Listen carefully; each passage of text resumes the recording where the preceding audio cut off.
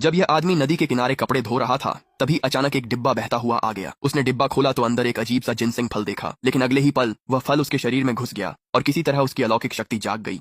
अब वह चीजों का मूल्य छूकर जान सकता था और टूटी चीजें ठीक कर सकता था। वह किस्मत आजमाने एंटीक मार्केट की ओर दौड़ा। वहां उसने देखा कि एक मालिक कुछ टूटी सिरेमिक फेंक रहा था। उसने तुरंत उसे रोक दिया। बॉस, अपनी कीमत बताइए। सीधी कीमत 1 लाख, नकद अब भी दो। कांग कांग, हिम्मत मत हारना, पापा तुम्हारा इलाज जरूर करवाएंगे। गुजे, तुम्हारे लोगों ने मेरी मिंग राजवंश की चीनी प्लेट को कैसे ठीक किया?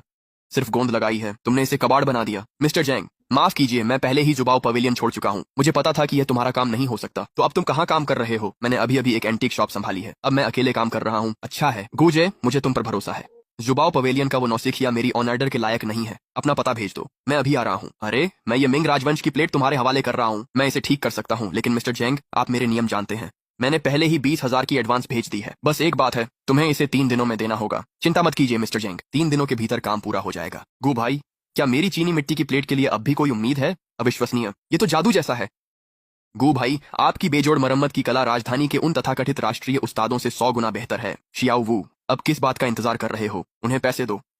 अभी 9 लाख कम है। हाँ, हम क्या? ये 36 टुकड़ों में टूट गया? ठीक है, समझ गया, मैं अभी वहीं आ रहा हूँ।